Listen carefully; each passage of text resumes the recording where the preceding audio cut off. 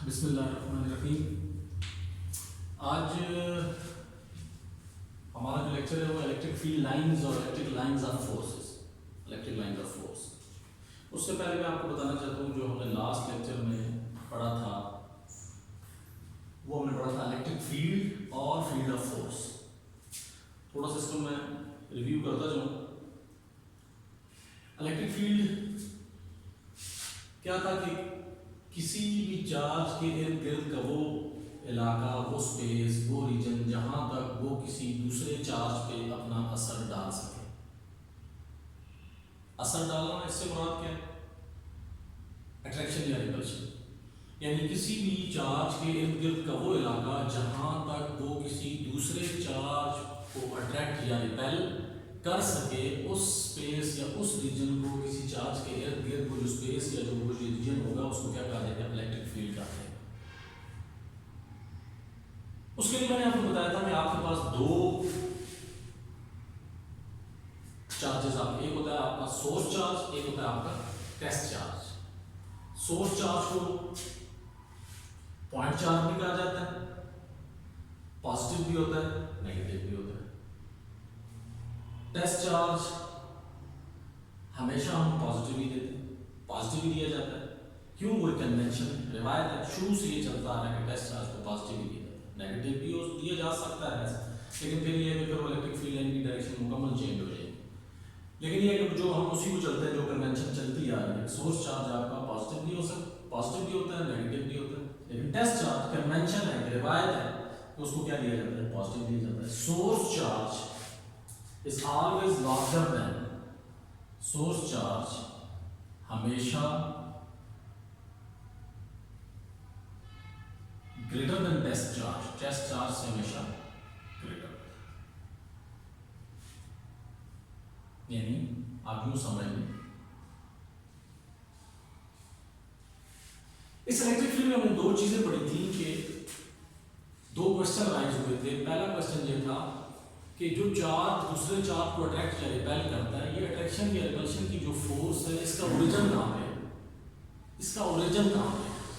यानी ओरिजिन से मुराद यानी ये जो अट्रैक्टिव या रिपल्सिव फोर्सेस ये चार्जेस के अंदर पैदा कहाँ से होती है? उसका जवाब मैंने आपको बताया था कि इसके अलावा अभी तक कोई मालूम नहीं है।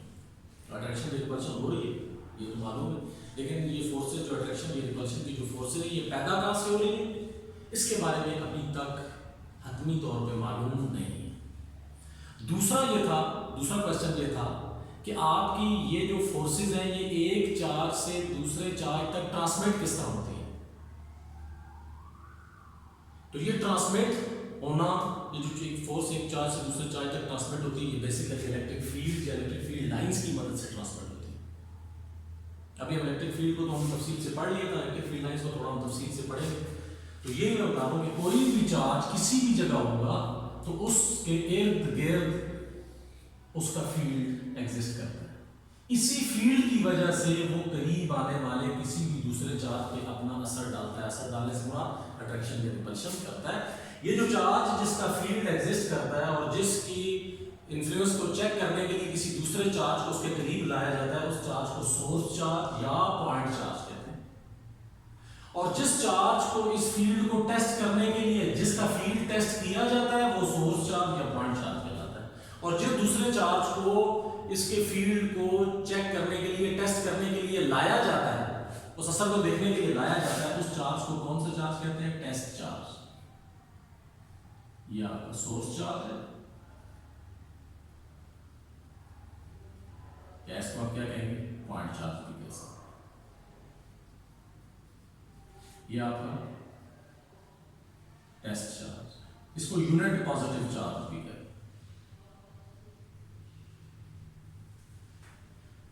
सोर्स चार्ज का मैग्नीट्यूड टेस्ट चार्ज के मुकाबले में बहुत ज्यादा होता है। टेस्ट चार्ज बहुत छोटा होता है सोर्स चार्ज के मुकाबले में, लेकिन उसका मकसद सिर्फ क्या है? इसके इलेक्ट्रिक फील्ड को इसके उस स्पेस तक, उस रीजन से इलेक्ट्रिक फील्ड को डिटेक्ट करना। इसी तरह इस टेस्ट चार्ज बेशक छोटा भी, लेकिन इसके इर्द गिर्द भी इसका फील्ड एग्जिस्ट करेगा। और चार्जेस की अट्रैक्शन या रिपल्शन वहीं से शुरू होती है जहां पे इनके फील्ड्स अट्रैक्ट या रिपेल होना शुरू हो जाते हैं। यानी फिजिकली उनको साथ टच करना जरूरी नहीं होता। चार्जेस की जो अट्रैक्शन या रिपल्शन है वो उनके फील्ड्स की वजह से होती है। जहाँ फील्ड अट्रैक्ट या रिपेल होना शुरू हो जाएगा वहाँ पे चार्जेस की अट्रैक्शन रिपल्शन भी शुरू हो जाएगी। तो चार्जेस की अट्रैक्शन रिपल्शन से मुराद क्या, उनके फील्ड्स की अट्रैक्शन या रिपल्शन। तो हमने खैर ये पहले पढ़ लिया। इसी तरह सोर्स चार्ज आपका नेगेटिव भी हो सकता है, उसका किसी तरह फील्ड एग्जिस्ट करेगा। इसको भी टेस्ट करने के लिए हम टेस्ट चार्ज है, टेस्ट चार्ज हमने आपकी कन्वेंशन है कि आपने पॉजिटिव लेना है। तो दो चार्जेस है, सोर्स चार्ज है जिसको पॉइंट चार्ज भी कहते हैं, पॉजिटिव भी हो सकता है नेगेटिव। टेस्ट चार्ज पॉजिटिव का कन्वेंशन है, सोर्स चार्ज हमेशा टेस्ट चार्ज से बड़ा होता है। उसके बाद एक चीज हमने और पढ़ी थी स्ट्रेंथ ऑफ इलेक्ट्रिक फील्ड, उसको भी कहते हैं इलेक्ट्रिक इंटेंसिटी, यानी force per unit test charge. यानी किसी भी पॉइंट पे अगर आप इलेक्ट्रिक इंटेंसिटी निकालना चाहते हैं तो आप क्या निकालेंगे कि इलेक्ट्रिक फील्ड के अंदर उस पॉइंट पे टेस्ट चार्ज पे कितनी फोर्स लग रही है, किसकी तरफ से, सोर्स चार्ज की तरफ से।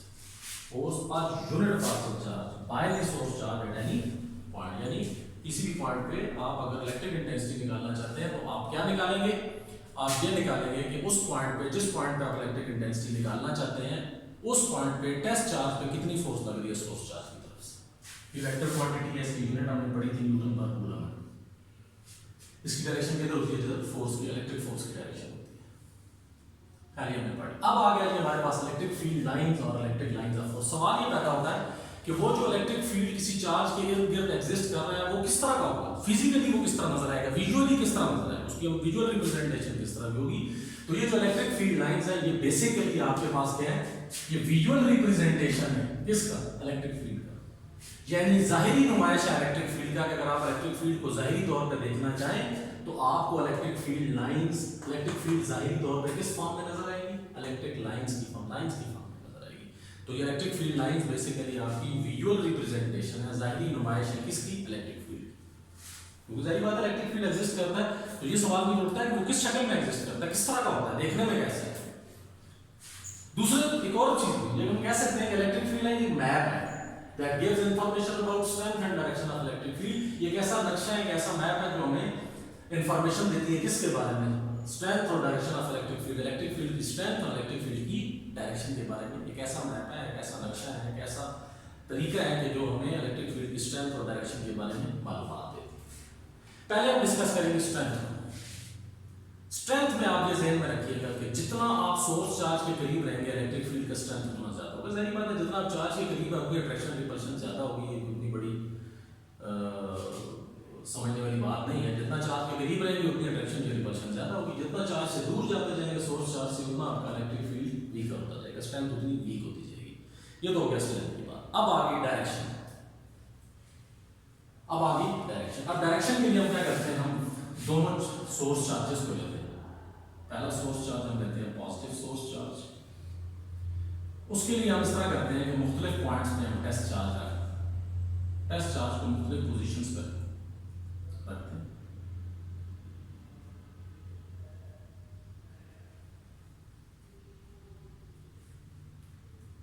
अब अगर आप गौर करें तो सोर्स चार्ज भी पॉजिटिव, टेस्ट चार्ज भी पॉजिटिव, लाइक चार्जेस होंगे। और हमने कैरेक्टरिस्टिक पढ़ी है, लाइक चार्जेस हमेशा एक दूसरे को क्या करते हैं, रिपेल करते हैं। जाहिर बात है फिर जब टेस्ट चार्ज इससे रिपेल होगा, जब इसकी फील्ड, इनके फील्ड इंटरैक्ट होंगे तो ये टेस्ट चार्ज इससे रिपेल होगा तो ये रिपल्शन की वजह से किधर जाएगा, अवे फ्रॉम सोर्स चार्ज।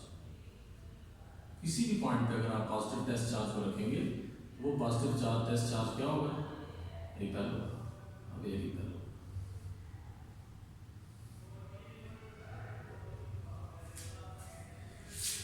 या देखें विजुअली आपको रिप्रेजेंट हो गया कि अगर पॉजिटिव सोर्स चार्ज होगा तो direction of electric field, strength तो हमने पढ़ ली, देखें अब स्ट्रेंथ को देख लें। जितना सोर्स चार्ज के लाइंस करीब है उतना उनके दरमियान विड्थ कम है, यानी विड्थ कम से मुराद number of field lines area में ज्यादा है। जब नंबर ऑफ फील्ड लाइंस ज्यादा होंगी एरिया में, उनके दरमियान स्पेस कम होगी, नंबर ऑफ फील्ड लाइन किसी भी खास एरिया में ज्यादा होंगी, उससे आपकी स्ट्रेंथ क्या हो जाएगी, ज्यादा हो जाएगी। जितना आप दूर जाएंगे सोर्स चार्ज से उसी एरिया में से देखें नंबर ऑफ फील्ड लाइंस क्या होगी, कम। जब नंबर ऑफ फील्ड लाइंस कम होगी दूर जाने से, एरिया के दूर जाने से, तो जाहिर बात है जब नंबर ऑफ फील्ड लाइंस किसी एरिया में से कम होगी तो स्ट्रेंथ कम हो जाएगी। क्योंकि इलेक्ट्रिक फील्ड की स्ट्रेंथ है किसकी वजह से, लाइंस की वजह से। ज्यादा लाइंस पास हो स्ट्रेंथ ज्यादा, कम लाइंस पास हो स्ट्रेंथ कम। अब डायरेक्शन स्ट्रेंथ हमने देख ली। डायरेक्शन क्या है कि अगर आपका सोर्स चार्ज पॉजिटिव है तो direction of electric field lines away from positive source charge, away from positive point charge. Direction आ गई। इसी तरह अगर हम नेगेटिव सोर्स चार्ज ले लें, नेगेटिव सोर्स चार्ज में मुख्तलिफ पोजीशन पे आप फिर पॉजिटिव टेस्ट चार्ज को रखते हैं, क्योंकि मैंने आपको बताया टेस्ट चार्ज आपका हर सूरत में पॉजिटिव ही होगा, दोनों सूरत में। अब ये negative source charge, positive test charge, जब इनके फील्ड्स इंटर से करीब लाएंगे, फील्ड्स इंटरेक्ट होंगे, तो जाहिर बात है अपोजिट चार्जेस, अनलाइक चार्जेस जब एक दूसरे के करीब आते हैं, एक दूसरे को अट्रैक्ट करते हैं, इस अट्रैक्शन की वजह से ये आपका टेस्ट चार्ज सोर्स चार्ज की तरह है।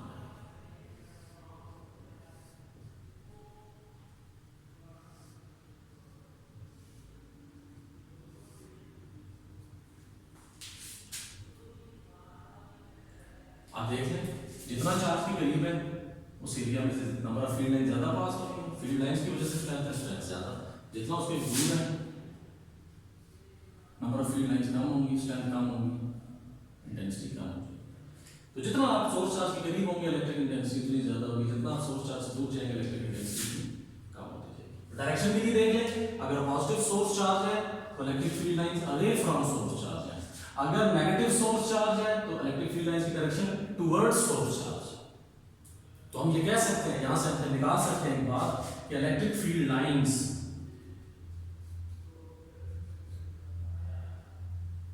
रेडियली आउटवर्ड किसके लिए? For positive source charge, radially inward for negative source charge. तो हम ये कह सकते हैं कि electric field lines are always away from positive charge and towards negative charge.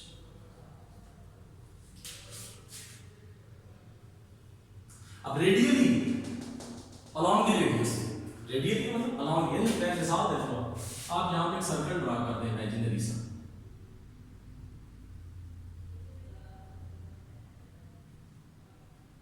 अब रेडियस क्या होता है? The distance from centre of circle to the point on surface of circle. Radius किसे कहते हैं?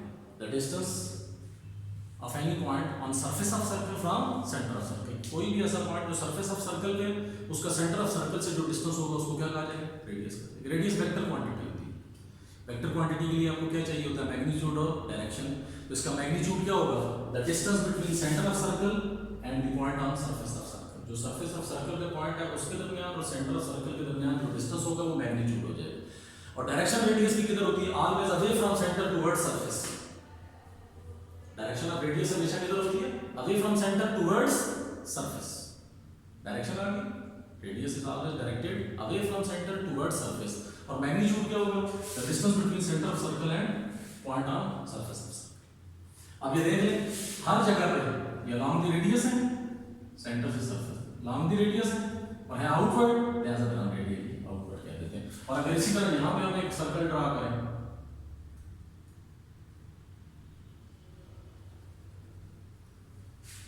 देख लें सेंटर से सरफेस तक रेडियस है और हर रेडियस पे इनवर्ट आ रहा है, फील्ड लाइन इनवर्ट आ रही है, लिहाजा हम कह सकते हैं along the रेडियस है लेकिन है किधर? इनवर्ट, लिहाजा रेडियली इनवर्ट। ये along the रेडियस है लेकिन किधर जा रही है? आउटवर्ड।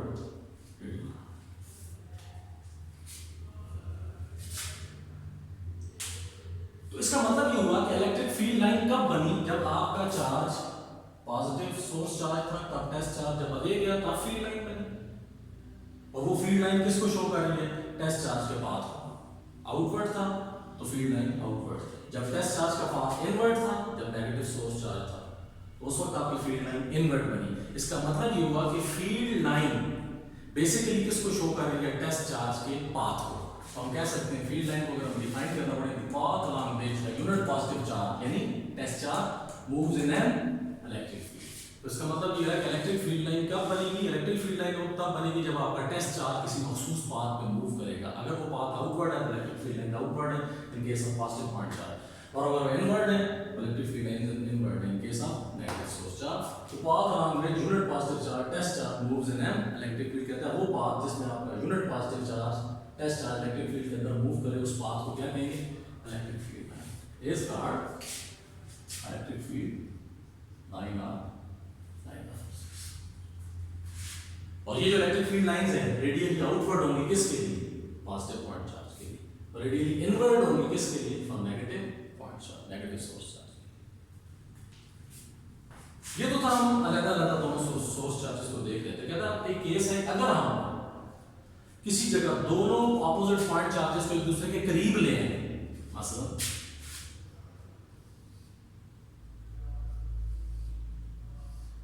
तो फील्ड लाइंस आपकी क्या होंगी? पॉजिटिव चले जाएंगे, नेगेटिव की तरफ। जो ही हम इन्हें करीब लाएंगे तो ये फील्ड लाइंस आपस में अट्रैक्ट हो जाएंगे। अनलाइक चार्जेस करीब आएंगे तो अट्रैक्शन शुरू हो जाती है। तो बेसिकली मैंने पहले आपको बताया कि अट्रैक्शन जो रिपल्शन होती है किसकी वजह से? फील्ड लाइंस की वजह से। तो आपकी फील्ड लाइन आपस में कंबाइन होकर सम अप हो जाएंगे। ये शक्ल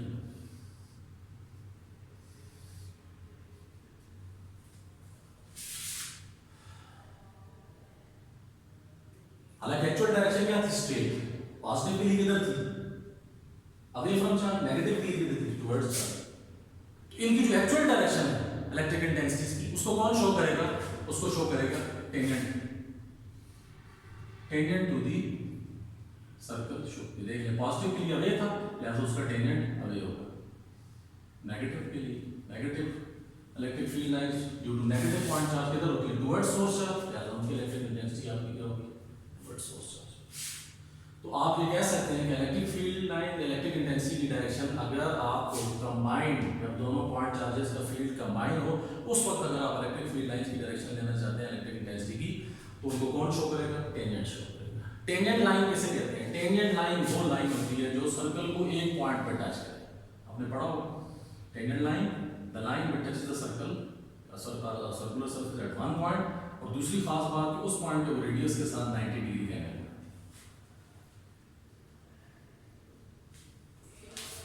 रेडियस और टेंजेंट हमेशा आपस में परपेंडिकुलर होते हैं। किसी भी पॉइंट पे आप लेंगे, यहाँ लेंगे, यहाँ लेंगे, ये टेंजेंट हो जाएगा, यहाँ लेंगे, ये टेंजेंट हो जाएगा। शर्त ये है उसके रेडियस के साथ 90 डिग्री ये आएगा।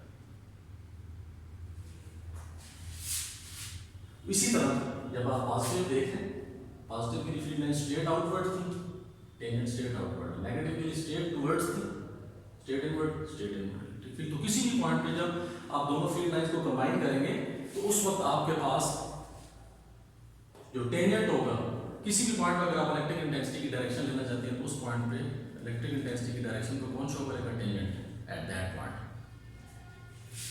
अब देख लीजिए इलेक्ट्रिक फील्ड लाइंस कहां से स्टार्ट हुई? पॉजिटिव से and ends on negative point charge. कहां पे? Negative point charge.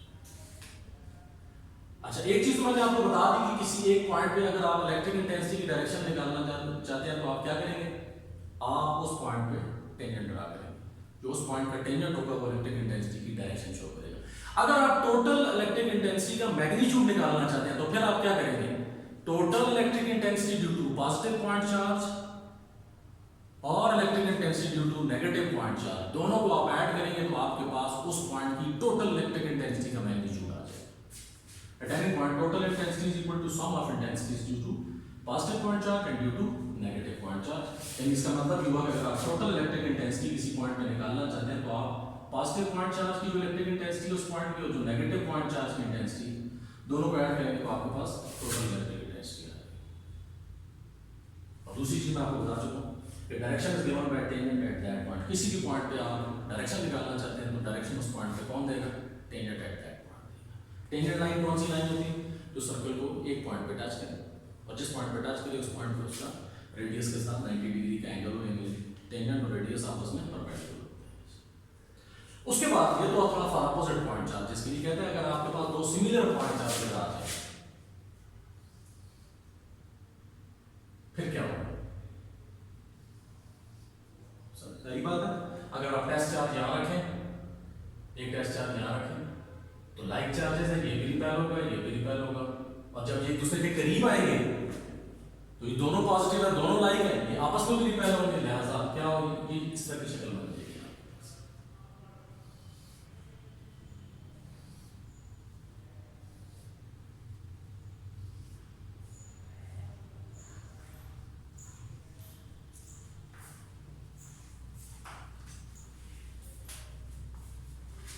अब इसमें कुछ ऐसे पॉइंट्स होंगे आपके पास जहां पे नेट इलेक्ट्रिक फील्ड जीरो होगा, जहां पे नेट इलेक्ट्रिक फील्ड जीरो होगा।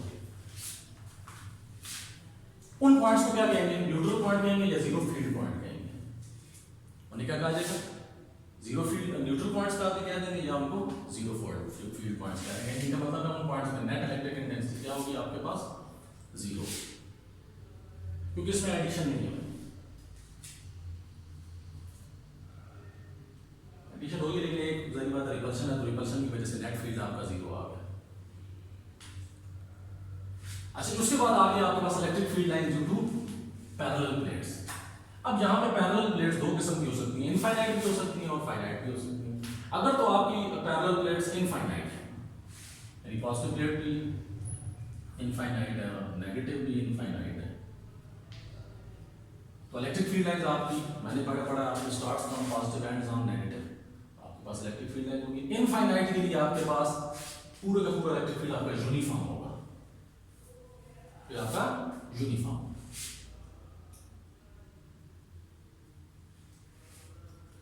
अब अगर आपके पास फाइनाइट प्लेट्स हो फिर क्या होगा, फिर ये होगा कि जितना आप उन फील्ड्स के सेंटर में रहेंगे, सेंट्रल एरिया में रहेंगे, उतना आपका फील्ड यूनिफॉर्म होगा। यूनिफॉर्म फील्ड का मतलब स्ट्रॉन्ग फील्ड है वहां, यूनिफॉर्म फील्ड का मतलब स्ट्रॉन्ग फील्ड है। और जो जो आप आउटर सरफेस की तरफ जाएंगे आपका फील्ड वीक होता जाएगा और साथ ही आपकी फील्ड लाइंस कर्व होती जाएंगी, कर्व होती जाएंगी। और इस तरह के फील्ड को कहते हैं फ्रिंजिंग फील्ड, इस तरह के फील्ड को कहते हैं फ्रिंजिंग फील्ड।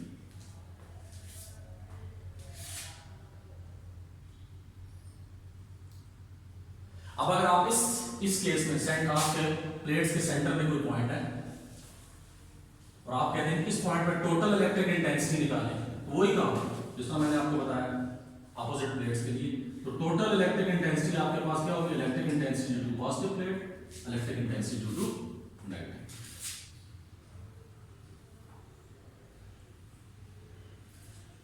अब इसमें ये है कि दोनों ऐड अप क्यों हो रही है कि ना तो इनकी डायरेक्शन चेंज होती है ना ही इनका मैग्नीट्यूड।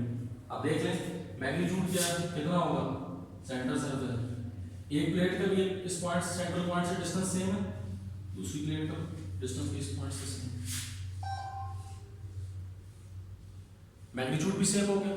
और डायरेक्शन, पॉजिटिव प्लेट जब इस पॉइंट पे आप इलेक्ट्रिक इंटेंसिटी निकालेंगे ड्यू टू पॉजिटिव प्लेट, तो इलेक्ट्रिक इंटेंसिटी की डायरेक्शन क्या होगी, अवे फ्रॉम पॉजिटिव। और जब आप इस पॉइंट पे electric intensity due to negative plate निकालेंगे, तो नेगेटिव प्लेट के लिए इलेक्ट्रिक इंटेंसिटी की डायरेक्शन क्या होती है, towards plate, towards negative plate. तो देख लें दोनों electric intensity due to positive plate जब थी तब भी आपके पास इलेक्ट्रिक फील्ड की डायरेक्शन, और जब आपके पास electric intensity due to negative plate लग गया तब भी जो इलेक्ट्रिक इंटेंसिटी की डायरेक्शन है, दोनों डायरेक्शंस क्या सेम है, लिहाजा टोटल इलेक्ट्रिक इंटेंसिटी निकालने के लिए दोनों इंटेंसिटीज को क्या करना पड़ेगा, ऐड करना पड़ेगा। लेकिन अगर इसी के बरक्स आपके पास दोनों प्लेट्स पॉजिटिव आ जाती हैं,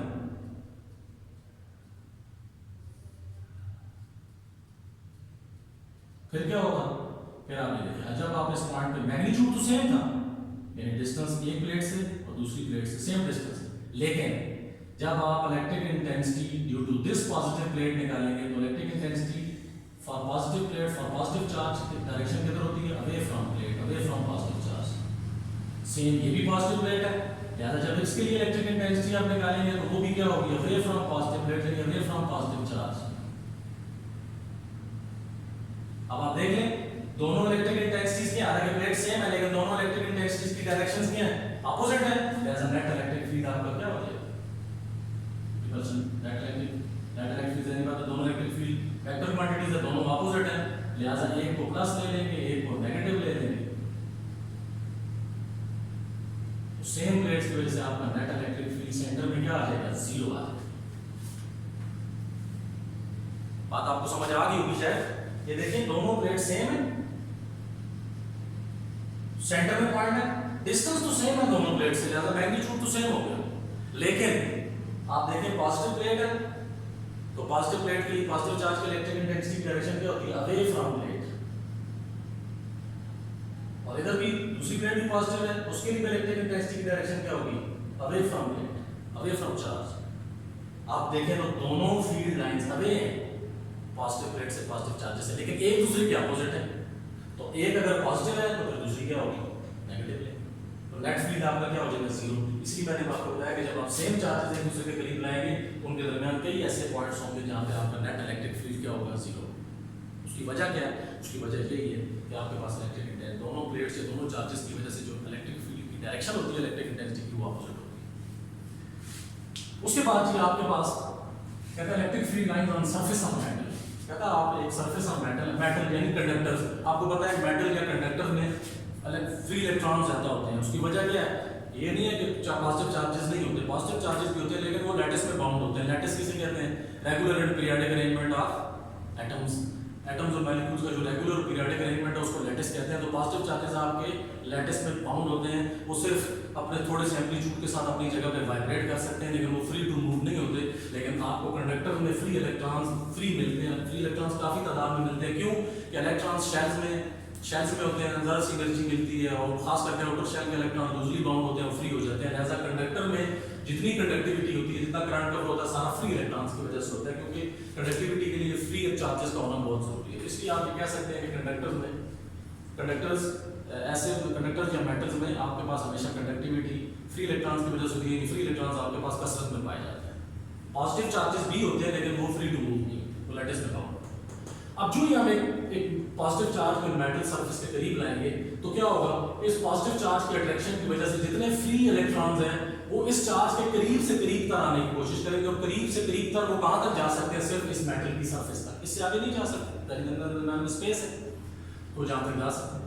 जो ही एक दूसरे के करीब आएंगे तो उनके दरमियान अट्रैक्शन डेवलप होगी, जिस तरह दो ऑपोजिट पॉइंट चार्जेस के दरमियान अट्रैक्शन डेवलप होती है। लिहाजा फिर इलेक्ट्रिक फील्ड लाइंस आपकी पॉजिटिव से नेगेटिव की तरफ फ्लो करना शुरू कर। ये फील्ड लाइंस कर्व्ड होंगी, इसमें कोई शक नहीं, जब तो स्पेस में होंगी कर्व होंगी, लेकिन जब वो मेटल सरफेस में एंटर होंगी, जब वो मेटल सरफेस में एंटर होंगी वो परपेंडिकुलर एंटर होंगी। कर्व है लेकिन जब वो मेटल सरफेस में एंटर होंगी तो वो परपेंडिकुलरली एंटर होंगी। और दूसरी बात ये है कि ये जो लाइंस इलेक्ट्रिक फील्ड लाइंस हैं ये आपकी मेटल सरफेस में से पास करके उसमें से जा गुजर नहीं सकती, बस उस तक आएंगी, मेटल सरफेस तक आएंगी, सरफेस से आगे मेटल उस पूरी मेटल में से पास नहीं हो सकती। इसका मतलब यह है कि हम कहेंगे कि इनसाइड मेटल प्लेट्स आपका फील्ड क्या होगा, जीरो होगा। तो अब यहां से ये सारा जितना हमने पढ़ा इसमें हमने कुछ कैरेक्टरिस्टिक्स अपनी कुछ कैरेक्टरिस्टिक्स समराइज की, वो मैं आपको बता देता हूं।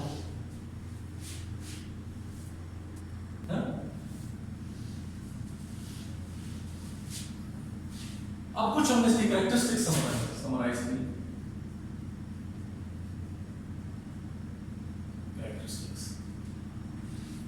कैरेक्टरिस्टिक्स क्या है जी, पहली कैरेक्टरिस्टिक हमारी ये थी कि number of field lines passing through unit area is directly proportional to the magnitude of electric field. Number of field lines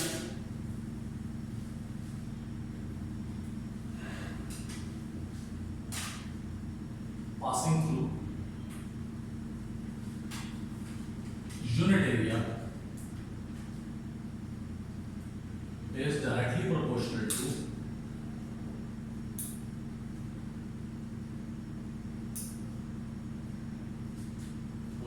the magnitude of electric field। अब यहां पे लफ्ज इस्तेमाल हुआ यूनिट एरिया। यूनिट इकाई को कहते हैं यूनिट एरिया। मतलब आपके पास 10 मीटर स्क्वायर का एरिया है तो यूनिट एरिया होगा 1 मीटर स्क्वायर। 100 मीटर स्क्वायर का एरिया, यूनिट एरिया आपका होगा 1 metre square.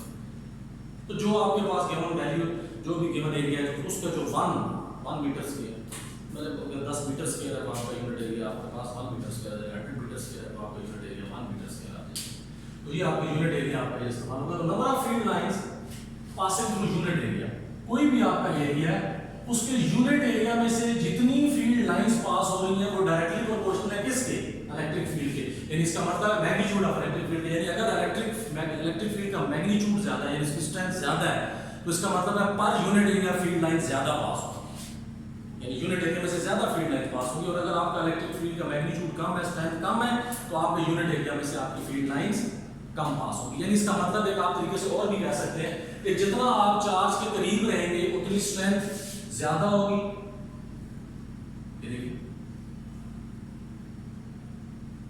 Number of field line unit area में से ज्यादा पास होगी।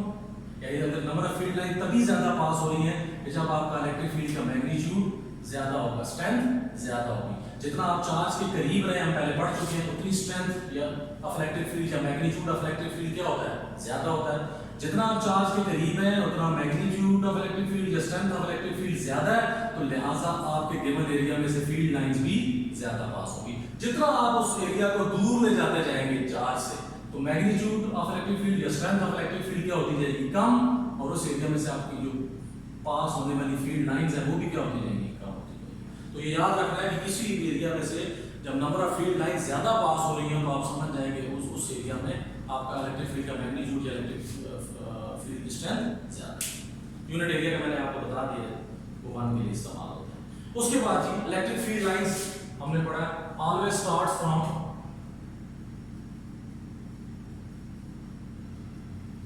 positive point charge and ends on negative point charge। Start होंगी पॉजिटिव पॉइंट चार्ज से, किस पे एंड होंगी, नेगेटिव पॉइंट चार्ज होंगी। फिर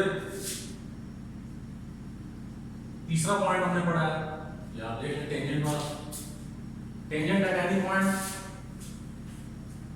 tangent at any point gives the direction of electric field, direction of E at that point। तीसरा point हमारा ये था, आपको पहले बता दूं, किसी पॉइंट पे अगर E की डायरेक्शन निकालना चाहते हैं तो आप वो कौन देगा, उस पॉइंट पे जो लगाएगा टेंजेंट होगा।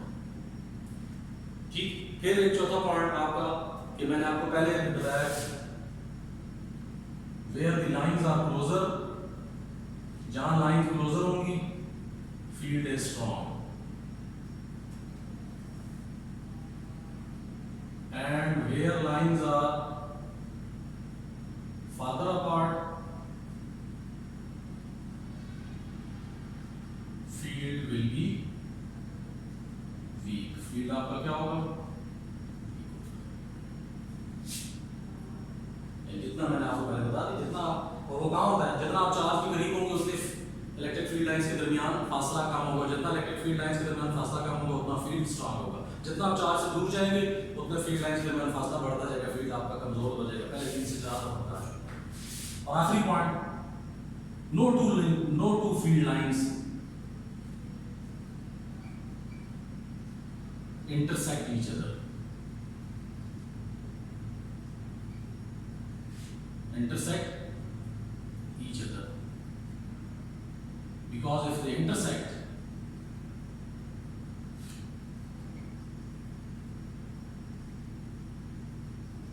then